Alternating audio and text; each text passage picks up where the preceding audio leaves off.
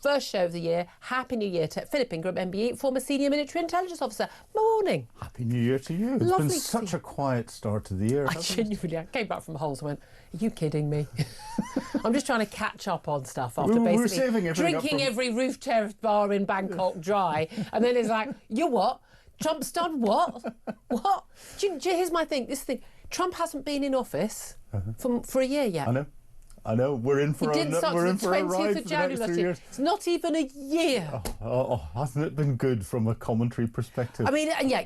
Look, it keeps us in work, but sometimes could he take a day off every now and then? Yeah. He makes it easy for the production team. They just have to look at whatever he's put out through social, and then that's yeah. There is that is one of the worries, isn't it? That people end up just doing that. But I mean, look, there's so much to talk about today. There's a lot going on in America with ICE agents shooting dead a woman in Minneapolis. But there's lots going on with Greenland and Venezuela and all of that. But the question I'm actually asking our audience today is about the story that involves the Metropolitan Police. And I'm pretty sure it probably involves an awful lot of other police forces in this country as well. I don't like to be London orientated too much, but it is our capital city. It's the biggest police force run by the most senior police officer in the land. And for some, I mean, genuinely bizarre reason, because this does defy all sense, Scotland Yard decided to pretty much drop any vague pretense of vetting recruits to the Metropolitan Police because they needed to, A, get in a lot more officers very quickly, or they would lose a load of Home Office funding, and B, they wanted to get in a load more diverse officers. So if you victed a particular little tick box category, your colour, your skin colour, or your religion, or claiming to be trans or whatever it was, you basically were fast-tracked through. The only problem with this is, and despite the fact that we're not trained as police officers, we're not detectives, we could spot this without knowing any more information than that. It turns out a lot of wrong uns got through. We're not talking about a few rotten apples at the bottom of the barrel. We are talking about 2 serial rapists among more than 130 officers and staff let in due to vetting failures who have gone on to commit crimes or be accused of and guilty of misconduct. Now, by the way, those are just the ones we know about. The ones who've committed crime and have committed misconduct that we don't know about aren't on that list. Huge numbers of very bad people will have got into the police force. The very people who are there to protect us from, checks notes, bad people, were open-armed, welcomed into Metropolitan Police. One of those officers, I kid you beeping not, had been accused of being a child rapist. Now, luckily, he hadn't been accused of anything more serious, like misgendering someone or, I don't know, being a climate change denier, because then perhaps they wouldn't have let him in the Metropolitan New Diversity way. But this guy got into the Met Police. Look, we had the problems, didn't we not, with, we had the killer of Sarah Everard. We've had numerous other cases where we've had horrific, David Carrick, one of the UK's worst sex offenders ever. Cliff Mitchell, a serial rapist as well, who called himself the devil. There were clues, guys, there were clues. Wayne Couzens was known as the rapist before he abducted, raped and killed Sarah Everard. His nickname was the rapist. I mean, it's not like people didn't know. And these people were welcomed into the police force and able to have power over other people and to commit crimes with impunity. And we only know about this after the force being sort of forced to admit it after an investigation. I want to know your thoughts on this, because this is, frankly, terrifying. You think we've got a problem with two-tier police. We've got a problem with the lies from the West Midlands Police, the Chief Constable and others, about the banning of the Jewish fans from Israel because basically a load of Islamist extremists in the mosques in Birmingham said we don't want Jews in Birmingham. It's a Jew no-go area. You think that's a problem? Imagine having a child rapist as a police officer investigating a case in your home, yeah?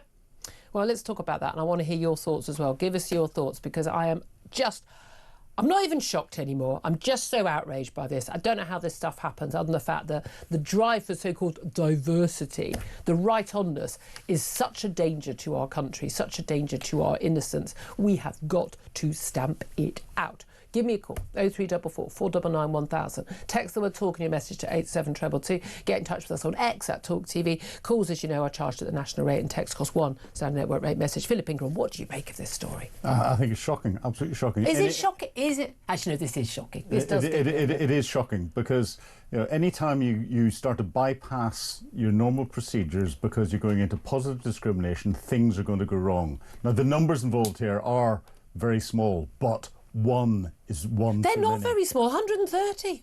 But across the whole of the but that's the ones who've been caught. Those are the ones that we know. Across the whole of the Metropolitan Police, by percentage, it's relatively small. But one is too many. 130 is ridiculous. Heads need to roll over this. And when I come out of a battalion in Germany, we had a vetting unit as part of it. And you had to go through everything diligently. And the vetting process itself is flawed. It doesn't pick up people who haven't been flagged to it or through other reasons. But there's a difference, isn't there, between sort of we didn't know you had this extra Facebook account where you were posting pictures of your interest in child porn or something, as opposed to one of these guys, he'd been investigated by the police and the charges ended up being dropped for child sexual abuse charge. Now, I'm sorry.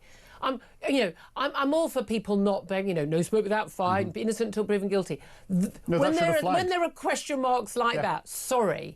Can we see your hard drive, please? Exactly. That should have flagged immediately. And this is where positive discrimination, if you try to do that, to click the different. Well, this guy turns out he was black. Yeah, he was black, and that was why. Well, we'll let it go. Really? Yeah. Really? Yeah, you can't do that because that. If I told you that story and I just said that, like, this is what I think's happening, I will be taken off my job. I'll be accused of racism. People say this is literally Metropolitan Police policy. Yeah.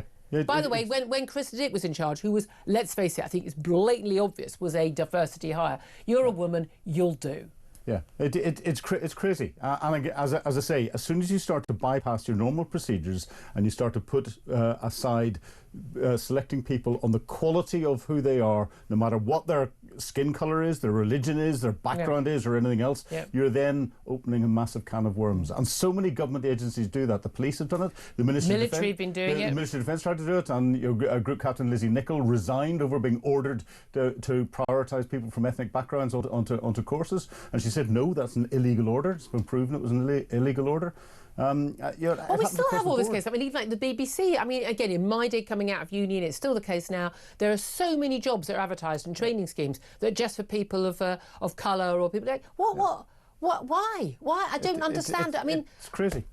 As soon as you start to label people, as soon as you start to pigeonhole people, what you do is you create greater diversity in society. If you're not hiring somebody because they're black or they're a woman or that's a different thing from. I've never been in favour of any of these things. The only category I fit in is human woman. Being. But I've never been in favour of that. I don't want anyone to ever say I got a job because I was a woman. Yeah, well, exactly. You've never got a job because of your woman. You've got a job because of your capability, and you will stand because of gobby. And you'll stand up against any man at any time, and you'll be more gobby than them, and therefore you get the job. But it's got nothing to do with being a woman. I really think it's really bizarre. But I mean, I genuinely think this is so terrifying because we've got the Maccabi Tel Aviv case. We've got the issue where let's just call it as is. The British police, the West Midlands, basically kowtowed to a bunch of Islamist extremists who didn't want Jews in their town, and they basically threatened violence against Jewish football fans coming from Israel, and the police played along. They were too scared, or they played along with the anti-Semitism. They enabled racism. And they enabled blatant racism, and they played along with it, or they are terrified of the violence of these Islamist extremist construction. But you know what? If you're scared of those people, you need to start arresting those people. If you are threatening violence, I'm pretty sure you should be arrested. Yeah. If the police force is scared of a gang that there is, and it's a gang, take the Islamist label off, take the colour label off, take everything label off. It's a gang. If the police are scared of them, there's something wrong with the police, and the police need to sort themselves out. Exactly. I'd love to hear your thoughts on this. Do get in touch, 0344 499 1000. Let's also talk about what's going on in America now. Radio 4 thinks this is the biggest story in the world. I would love it sometimes, absolutely love it, if Radio 4 took it more seriously, and the BBC, their flagship news programmes, they took more seriously problems with our own police rather than enforcement agents in America. But there is this extraordinary footage of this shooting in Minneapolis, sparking well, from pretty strong words between the Democrat mayor and governor of Minneapolis and the Republican administration in the White House after, I mean, it's a terrible situation. A 37-year-old woman has been shot dead, I mean, shot basically in the head as she was in a car. Now, we've got the video. I don't think we show the whole thing, but we've got the video we can play for those of you who are watching on YouTube or your connected device of where this woman basically, you know, she was opposed to the ICE agents turning up. These are the immigration and customs enforcement agents who turn up to basically, you know, arrest people who are in the country illegally. I ain't got a problem with that personally. They do go in very heavy-handed. One of the reasons they've been going in heavy-handed is because they're often facing violent protesters trying to stop them do their work. She has parked her big car in the middle of the road to try to stop them. Police are talking to them. She refuses to get out of the car. At this point, she goes to drive. Now, it looks to me, from the turning of the wheel, that she's driving away. Yep. Either way, don't mess with ICE agents, lady. Dumb decision. But a police officer right in the front of the car, who I believe is completely against sensible policy. You know, you don't stand in front of a car that you know, the ignition's on. He then shoots her straight in the face. It seems to me to be not an act of self-defence, not justifiable at all, but at the same time, and I'm really sad this woman has died, at the same time, I think she was insane to be doing what she was doing. We know that the, not just ICE, but we know particularly law enforcement agents in America are very trigger happy in a way that our police and others are not at all here. It's prompted the Minneapolis mayor, Jacob Frey, again, he's a Democrat, along with the governor of the country, Tim Walz. He was, of course, Kamala Harris's running mate at the last election. Minneapolis mayor Jacob Frey has blamed the ICE agents for sowing chaos in the city. Here's what he had to say in a public statement. To ICE, get the out of Minneapolis. We do not want you here. Your stated reason for being in this city is to create some kind of safety, and you are doing exactly the opposite. He also said just before that that line that he felt that the claims that this was self-defence was BS. He used the actual full words. What did you make of this, Philip? Well, I've seen the video, and I know Minneapolis has seen the full video. And you know, the woman in the car was stupid for not stopping whenever there were law enforcement agents in uniform who were trying to question her, and she was stupid for trying to drive off. However, the ICE agent that was standing to the front of the car was in no danger whatsoever, and therefore there was no rationale as to why he pulled his pistol and pulled the trigger, and therefore. You know, but he shouldn't have been standing in front of the vehicle anyway. That was unsafe. He shouldn't have been, but he was to one side, and she was turning away, as you said, to drive down the street. I don't think it's even up for debate. There's no justification for shooting there Apparently, whatsoever. she's a lesbian poet. I mean, I'm sorry. What are the odds that she was a danger? Yeah, but he's not going to know that and standing there, and therefore, you know, in the heat of the moment when everything's going on, and you've got all the adrenaline running, human beings make mistakes, and this ICE officer clearly. Made a huge mistake. But this wouldn't happen in Britain. This doesn't happen. We do not have that. In the United States, they don't have the criminal. They don't have PACE, Police and Criminal Evidence Act, that dictates how people go about arresting and dealing with people and all the rest of it. And then there's no independent police commission. And then what we've got here are the ICE agents, who are federal agents, in Minneapolis, where you've got state control, and therefore there's no state oversight as to what federal agents are doing. And that's causing there's been diversity. a big outcry, lots of because actually, basically, you know, these cities where an awful lot of the migrants are going are in Democrat areas, and ICE agents being sent in, and it is very much like a Trump policy. By the way, I mean, it was something he said he was going to do. He's got a mandate for it. He's enacting the law. I have no issue. They're going in very heavy-handed, but it's interesting. This is a city. Apparently, there's been an outcry and uproar and protests on the streets. But this is the city where they were basically burning down buildings over the murder of George Floyd by police officers. You know, I mean, Minneapolis lost its freaking mind over George Floyd. And what you're finding is the polarisation in the United States between the Democrats, and this is a Democratic city, and the Republicans, who control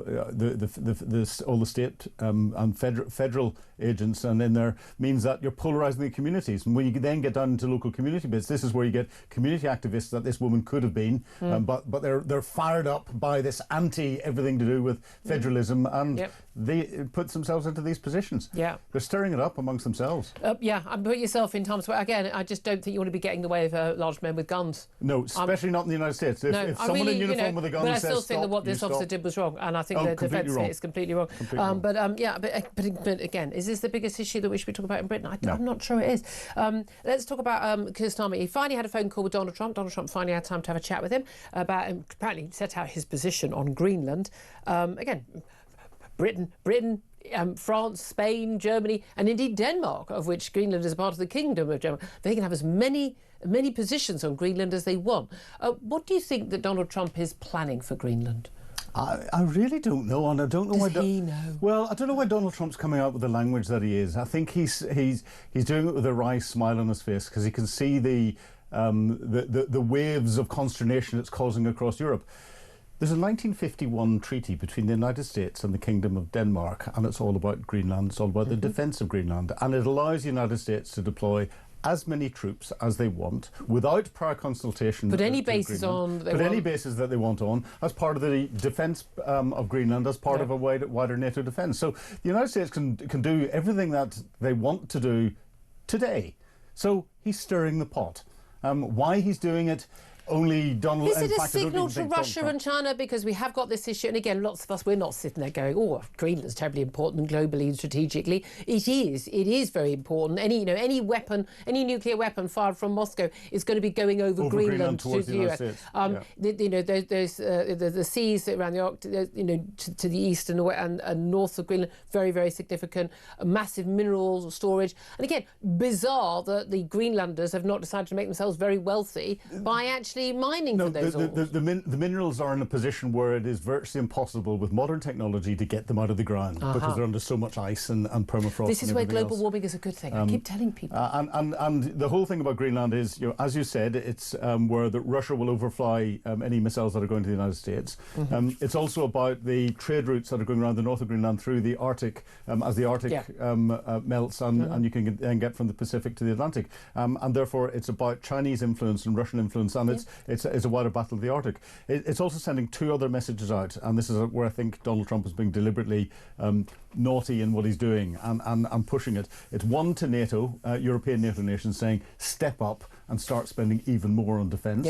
And start to take this seriously. And the second one is to Canada, because Greenland, Canada, then United States. Canada is still only coming up to spend 2% of GDP on defence and isn't doing very much. And rather than directly have a battle with Canada because Justin Trudeau isn't there anymore, it's Mark Carney. Mark Carney's playing slightly harder ball, and Donald Trump's doing it by then putting pressure on Greenland. It's all a big game. Is he going to go and invade Greenland and take it over? No. We just need to. Does he want to buy it? Yeah, he's all about property They've offered deals. money before. Exactly. It's all I'm telling you, if I was a Greenlander and I was offered like $10 million to have Trump in charge as the Danes charge, in fact, they're virtually under self-rule anyway. Yeah, exactly. I've got to be honest with you. I think I'd take the 10 mil and move somewhere warmer. Yeah. I'm old-fashioned like that. What do you make of this UK forces helping the US to capture this Russian tanker that changed names, changed its flag, and was basically in Icelandic water? We didn't, we didn't actually, get onto the vessel, but we were involved in some of the support aspect of this.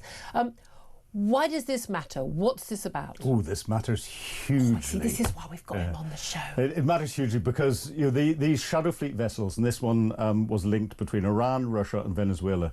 The Shadow Fleet vessels are what are keeping the black economy going. That's funding Putin's conflict. That's funding what's going on in Iran. That's keeping the Chinese with cheap oil and gas and allowing them to do everything that's going on. So whenever we sanction these vessels, if you just sanction it, say, right, you're a sanctioned vessel, and then do nothing about it, there's no point in sanctioning it. Yeah. So this was sanctioned. This vessel was sanctioned over a year ago. The Americans tried to board it first of all in the Caribbean, but it turned and changed course and went away from the American boarding parties that were there, and it's been shadowed ever since.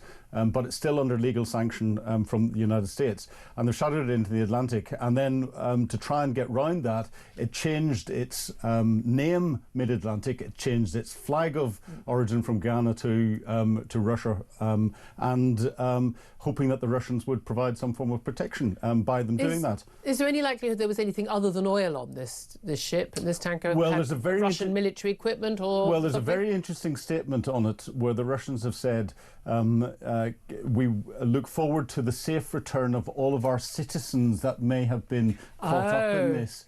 And there was an incident in the Mediterranean where the Ukrainians sank another Shadow Fleet tanker that was transiting through the Mediterranean, and there just happened to be very senior officers from the GRU on it. Who knew? And the GRU, Russia's intelligence agency, that's coordinating all of these false flag actions around the world. It's all going right off, I think, is the technical stuff. What a good operation. Let's bring things back a little bit closer to home. Emmy Badenoch, she's got a blueprint to save Britain's pubs, she says, front of one of the newspapers today. We know that pubs, having been through the worst of things during lockdown, shops able to open when pubs weren't, restaurants, actual lifeblood, not just of our local communities, but a huge employer across the board, massive part of our tourism industry. I mean, it's where most of us, got our first job. And basically, they are really, really struggling. Not only do people get used to drinking at home, they're not going out to work, they're working at home a lot. They're also just used to having, cheaper booze from the supermarket. Young people are just rubbish at socialising now. I'll say it again, I've said it every single show. Young people, the problem with young people, they don't drink enough and they don't have sex enough, and that's what they should be doing. I'm serious about this thing. Get off your computers, get off your phones, start mingling with each other in a pub. This is the answer to all of our countries. Is mingling a new style of... Is it? This will deal with the demographic, right? You name it, this deals with everything, guys. I've thought this through.